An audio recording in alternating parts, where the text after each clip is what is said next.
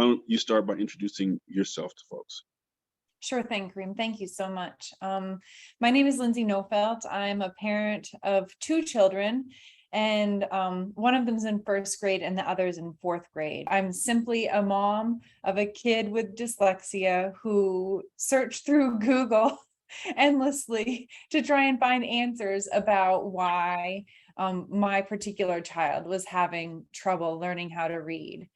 And I think that what I learned there is that teaching is really hard these days, and that I really admire all the teachers we have, but I'm just coming at this from the perspective of a curious and an active parent. Mm-hmm.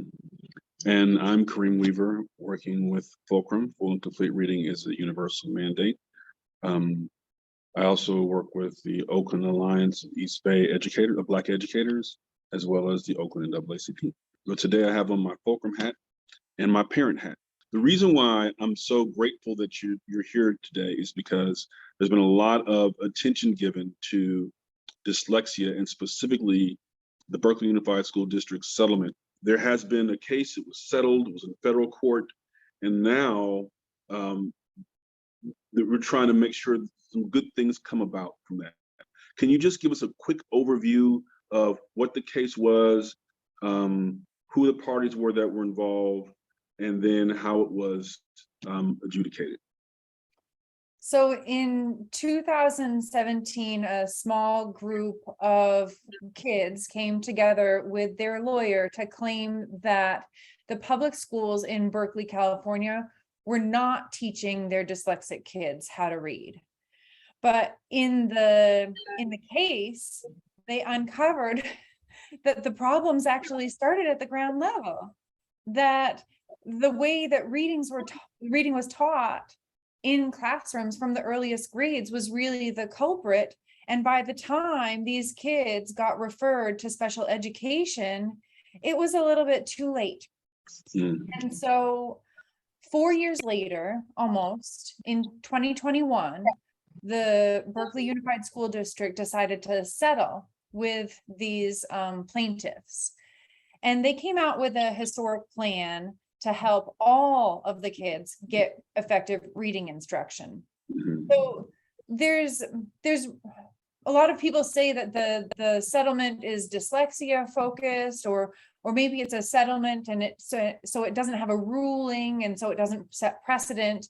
But the fact is that this lawsuit paved the way for large groups of students to improve education by proving that a district's policies, like whether they're informal or formal, or their practices or procedures or anything, are illegal.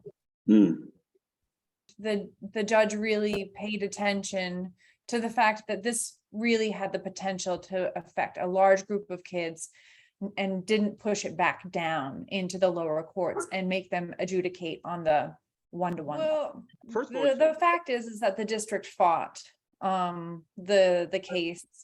They argued that it's not a federal class action worthy cause, that they would rather hear this in the Office of Administrative Hearings on an individual case basis, that none of this really mattered, and we should really settle all this privately on a student basis. Then what happened is the judge said, no, I don't agree with you. We're going to accept this case. Your problems are big enough, pervasive enough, that we're going to hear this as a federal class action lawsuit. And the judge refused to push it down as Berkeley requested. Now, then staff got deposed. For hours and days, they were called to get deposed. And these teachers and educators and administrators really started to understand the harm that was done through these policies and procedures. So honestly, when the lawsuit started, it was focused on intervention and special ed levels. Mhm. And then what happened is the team discovered that without changing what's happening in the general ed classroom, that there was really very little hope to catch up. Right. You can have best system in the world in tier 2 in intervention level, or in tier 3, the special education level, but there isn't enough hours or minutes in the day to get these kids to where they need to be in order to access, well, everything, because reading is the baseline. There's some kids who are doing just fine. Is all this stuff you guys are talking about going to mess up those kids? We don't need to have a drill and kill mentality about phonics. We can open up the world and think about the amazing richness of language and how we use it to tell stories and where words come from. The idea of morphology is fascinating, and that is one of the 5 pillars of really teaching kids how to read. You will always have kids who need that extra attention with the additional intervention in tier 2 and 3, but you can reduce the burden on the system by teaching kids systematically and cumulatively the way that our English language works. So basically what the state is saying is that Berkeley has discriminated and is overqualifying certain populations into special education. Okay. There was an article in the Atlantic in 2017, 18, 19, somewhere around there, that that highlighted that a few university towns known for their awesomeness otherwise were the worst in the country for educating its privileged kids just fine, and then letting everybody else fall to the wayside. Yeah. And that was a story and a narrative that the school district did not want to see perpetuated.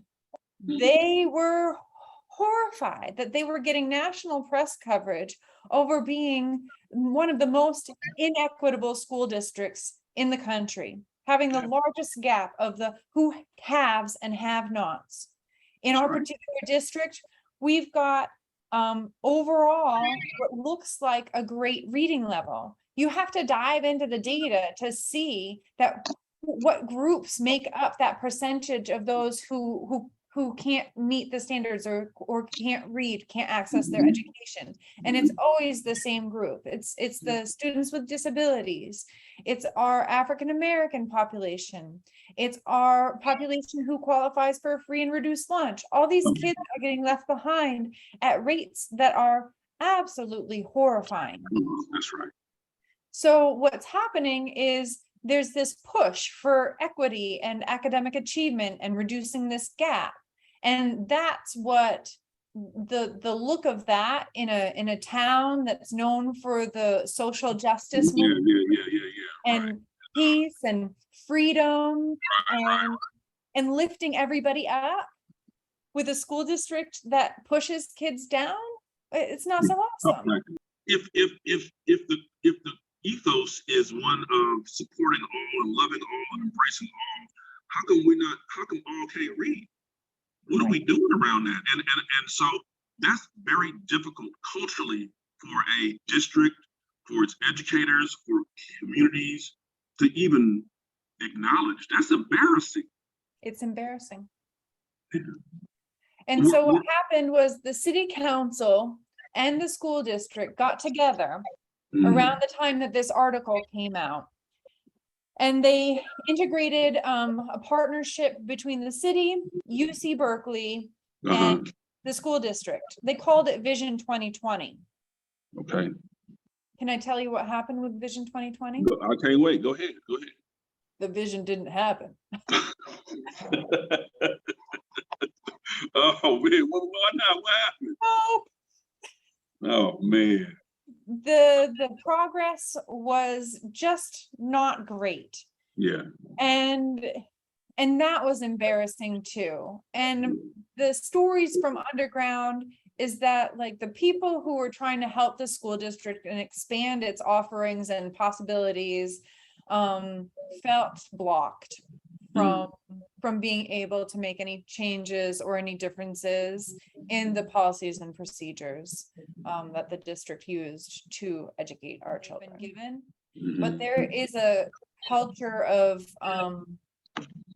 fear, I want to say, sometimes, where if you stick your neck out, it's not safe for you or for your job. And so the best teachers will sneak in what they can. They'll make small suggestions and incremental change. But until the principals and all our staff are all on the same page and the message is coming from the top that things need to change, it's really that the teachers are wonderful and skilled.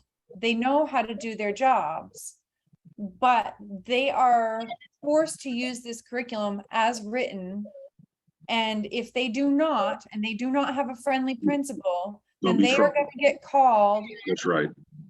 And nobody wants to be in that position. What Berkeley calls the 4 E's in our mission statement. Our mission statement, what Berkeley says outside, is really good. It's always good. It's so good. It's so good. Oh my God, it's so good. And the 4 E's are equity, engagement, enrichment, and excellence. Beautiful. So, beautiful words. I love them. My purpose here is not only to impress upon our individual school district that this isn't your normal settlement. It's not a secret. You've got 3 years of court monitoring. You have to collect data on all of your literacy methods, from tier 1 general education to the intervention level to the special education level. And then you've got to publish it publicly. Anybody can see it. This is not over. You cannot sweep this under the rug. Do you want the status quo and to waste millions of dollars and the potential of thousands of kids that go through this school district? Do you want to do that? Or do you want to be the blue ribbon, gold standard, world-class literacy educators? That's right. That's right. What do you want? What do you want your story to be? You want it to be an embarrassment like the Atlantic article? Or do you want it to be something like an opportunity, that a plan was written for you from famous experts?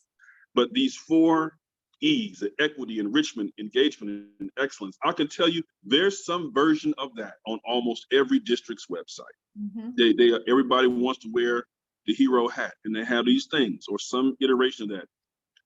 But what I'm hearing you say is, and let me put this into my cultural translator, we need that same energy when it comes to tier 1 methods of instruction, to special ed, to publication of the journey and the outcomes. We need that same energy around assessment and diagnostic support and all the rest, and committing to a season of learning for staff. Now we need all that talk. We need that energy in the nuts and bolts so that we can get kids where they need to be. That's what I'm hearing. And we need you to pick a path.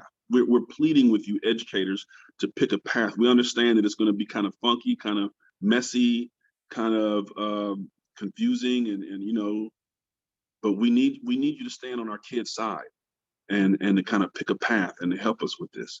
So that's my translation of what I heard. Is that accurate? That's pretty accurate. Okay. Our first report to the board from our court monitor, George Ellis, who's from UC Berkeley. I knew George Ellis.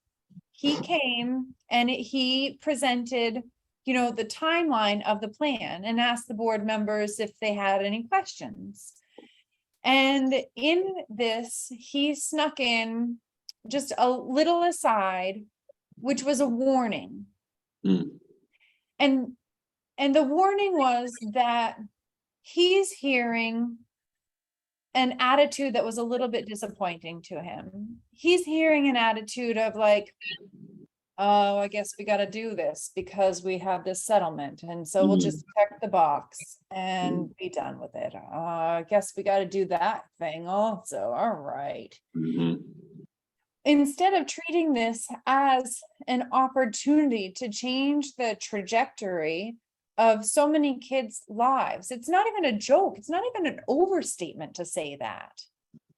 If you teach a kid to read, you open up the entire world. It's a question of attitude.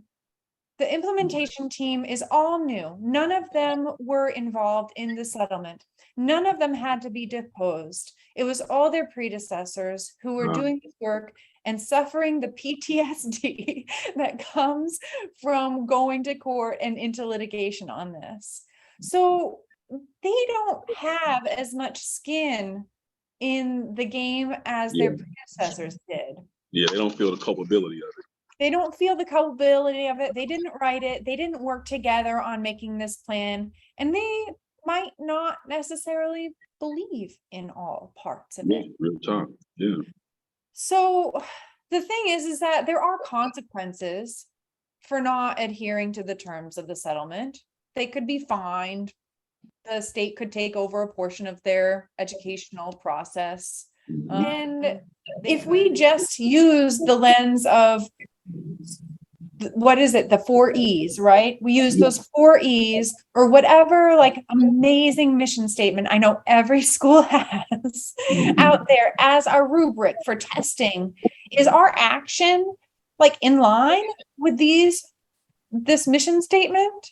Is our decision right now helping us to further our mission? Or is it perpetuating the same old, the stagnant kind of approach where if we put our heads in the sand, this group of parents is going to graduate and leave us alone? It is the hardest thing in the world to see your child suffer and to not know what to do about it and to ask for help and be denied and told, you wait until he's in 3rd grade, he'll catch up. Some kids just take longer. And you're like, no, I'm sorry, there's a real problem. I'm telling you, there's a problem. And just be told, no, convene an SST meeting, ask for an assessment, and then have 9 people show up that you didn't know about to come and tell you how wrong you are and to get you to retract your assessment request. That's the kind of thing happening. And that's what activates these parents to advocate for longer than their kids are in school, because we cannot see it happen to another child. Not one more child. None of them. I hear you. So what curriculum were you all using? What in the elementary, before this happened, what was the tier 1 curriculum? What did y'all use? So in Berkeley Unified, we remain with TCRWP, the Teachers College Writing and Reading Project. That is our main curriculum. The staff at Berkeley Unified have no intention of changing that. Well, how did oh man. If that's what they're using, okay, all right, okay. So it's all very clear now, isn't it? Man. So, oh boy, here we go. Here we go. And there are some people who swear by that. They say that is helps to inspire a love of reading and yeah, no, that's a common thing. That's a common. It's a super common curriculum in California. It's a super common curriculum through the whole United States. And so in the litigation process, Berkeley Unified started adding little things in order to try and show that they're trying to do the right thing, right? Show hey, we're willing. Let's tap down the settlement terms a little bit because we're willing to try. And so they added in fast track phonics to try and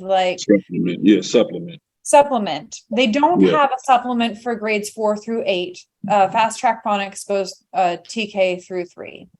And to me, this is at the heart of the issue, is that we really need a better process in the general ed classroom.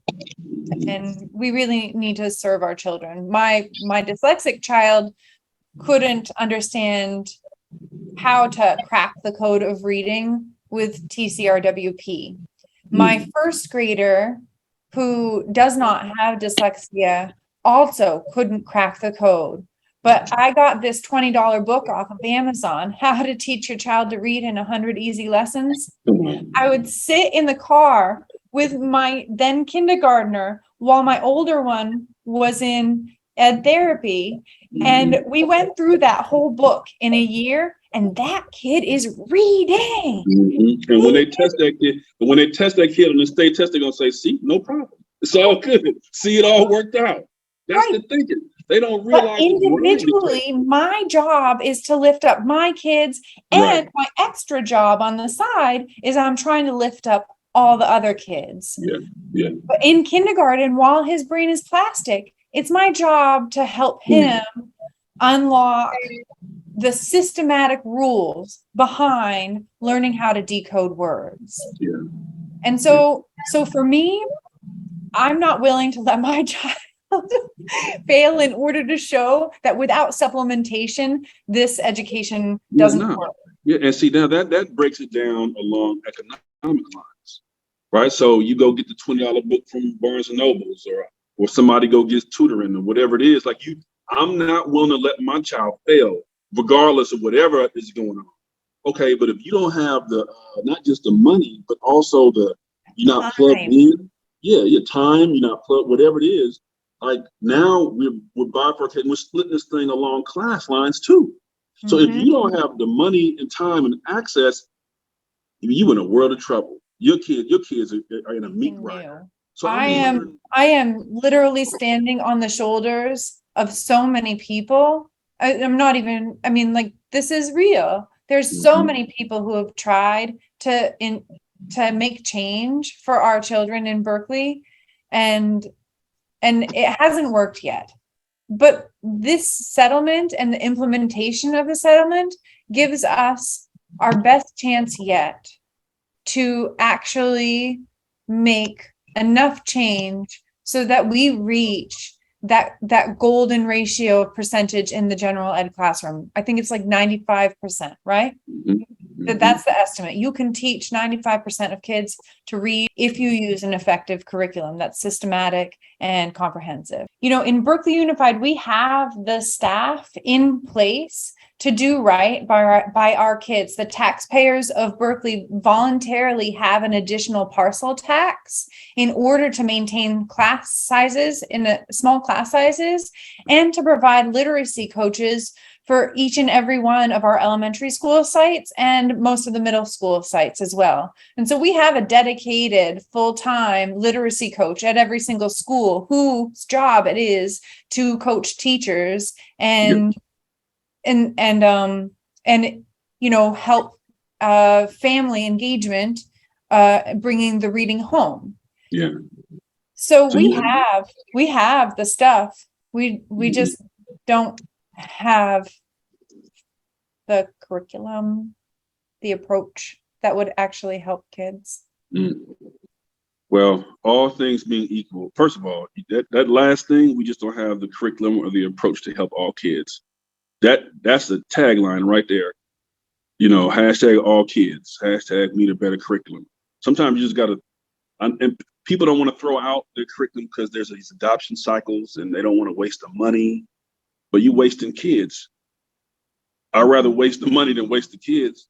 Right. And the argument is that if other school districts across the country decide to use this gold standard literacy implementation plan, they could skip the untold thousands of dollars that Berkeley Unified spent on litigating this for 3.5 years. How much money have we thrown down the drain by not only paying lawyers and paying for days off for staff to get deposed, and paying for court monitors, paying for nationally recognized consultants? How much of that could have gone toward just assessing and revising the curriculum as we see fit? And I was hoping that we would take the path of Mississippi or another state that really came from the top down to legislate and help control like what was being taught and how. Because that seems like the most effective systemic way to make like real progress. But, you know, we do what we can, how we can, when we can. I'm not going to say anything bad about anybody who stands Well, up look, for I can tell you that connections are being made. You know, I'm hopeful. I'm hopeful that maybe some folks involved with our Department of Education, you know, may reach out to folks in Mississippi, whether it's the current staff, their Department of Education, or former staff that led some of their work. I'm hopeful and encouraged that may happen, or has already happened, or is in the process of happening, because you know that would make common sense to do. You want to roadmap to where you go and find out who's been there before. But you know, that's a cultural part to this too. Californians think we too good for Mississippi. A lot of us, I'm keeping it real. A lot of, especially Berkeley, the People's Republic of Berkeley, you know, what can Mississippi teach us? You know, hey, and so, you know, we're going to do our Lucy Caucus, we're going to do our TCRWP, and we're going to make this work, as opposed to saying, what are they doing over there? How did that work? How did that work? So we may have to come down off our high horse a little bit and actually open up our ears to other municipalities, counties, states, districts who are doing things that are moving kids in the direction we want to go at a faster rate than we are. Right. So, you know, I guess I don't have that issue because I grew up in a poor rural Maine. So, so because of your background, you'll actually, you're not too proud to ask anybody for help and to look to see there. Man, that's a whole nother word right there. Having people in leadership or involved and engaged who are humble enough to engage across class lines, ethnic lines, political lines. You know, there's some people who see phonics as a conservative thing. I'm telling you, they see it as I'm telling you, they see Lucy Calkins and TCR. They see that as more of a progressive liberal thing. You know, the whole Bloomberg New York model, and then they see this stuff over here as drill and kill. Man, you have never heard. I'm telling you, this is real. And people will not do it because they say, no, we're better than that. We want to. I would like to go la la la whenever. I don't want to believe that our progressive, amazing community believes that teaching kids systematically is a conservative, like oppressive thing. We have to believe in our teachers more than that. Look, let me tell you this, and I'm gonna get racial here. And when I was a teacher, this was mostly my white friends. This is most of my white educators who were like this. They've been the main ones in the front of the rally talking about this is the progressive thing to do. I'm like, wait a second. My little black kids going to jail off behind this stuff. I don't know how progressive you think that is, but you better switch that up. But that is the language. Has become politicized, and it's unfortunately fallen like that. I don't know why. You know, we have Marva Collins in the Black community, and she was doing, if you look at videos on her, you see her doing phonemic awareness and phonics and comprehension, and they were doing Chaucer and Shakespeare and this and that and all this and root words and Latin and Greek. They were doing the science of reading. They were doing all the stuff y'all are asking for. She was doing it, and she was like a cult hero in the Black community in Chicago and elsewhere. So we embrace that, but you know, there's some people who say, man, forget that. That stuff is colonizing and dehumanizing and whatever. To each his own politically, but I'm just saying, let's follow what works. If spinning plates on our fingers work, I'd be the biggest plate spinning advocate this side of Mississippi. But that's not what the research says. Research says, and your petition, your settlement says that no, do these things in tier 1, do it explicitly, systematically, and directly. Have some these elements in tiers 2 and 3. Have curriculum that works. Y'all got to move away from this. I don't know what you're gonna do if they still pushing TCRWP stuff, unless that there are some shifts made there. I'm hoping that with our new leadership that they take a fresh look at it and put a pin in a little bit of that $13 million bond from the state of California. prepare to buy some new curriculum. So So the parents, the kids and parents in Berkeley, the kids and their representatives had to sue the school system to get them to teach reading right, tier 1, 2, and 3, and to do a bunch of things. Implementation is going to be a challenge. Y'all still have a tier 1 curriculum that is highly questionable, but you got new leadership, and there's at least a will to go together and then engage her and her team, hopefully the board also, about not just what the settlement says, but what's best for kids learning how to read. So knowing that people will hear this from all around the country, both in terms of the NAACP branch that we're going to send it out to, but also just parents and advocacy groups and teachers and superintendents. Like, would you have any message for them? Because y'all not the only ones who are struggling with teaching kids to read. Y'all know that, right? And the dyslexic kids who are in Berkeley, we got dyslexic kids all across the country. Would you have any closing message for them about any aspect of this, or just word of encouragement or thoughts you want to share before we wrap it up? Anything? I would like to say that, we all have an opportunity to teach kids how to read, and we all have that opportunity to have immediate and positive effects. And I would encourage everybody to watch what's happening in Berkeley, because it's your story too. It's not just us in this small town of 100,000 residents with 9,000 kids in the school system. What happens here, whether it's good or bad, we have this opportunity. We should grab it, and everybody should watch, because we aren't that different. We aren't. We are the same, and we're getting the same outcomes with a little bit of extra mud from the supplementation that parents do when they're able to. So maybe that muddies the waters a little bit but that happens everywhere also. So you can be sure that if your numbers say something, you've gotten a percentage of parents who've already lifted their kids out individually. And I would encourage parents in Berkeley and around the country to engage your local NAACP. It's the oldest and largest civil rights organization in the country. The NAACP has a national resolution on dyslexia, as well as the state California NAACP and the state PTA, by the way, California PTA, have resolutions on dyslexia about what we need to do and how important this issue is. It's a civil rights issue. And so I encourage you to engage with them. I can make connections. The chair of our education committee, Cynthia Adams, can make connections. We're more than happy to do that.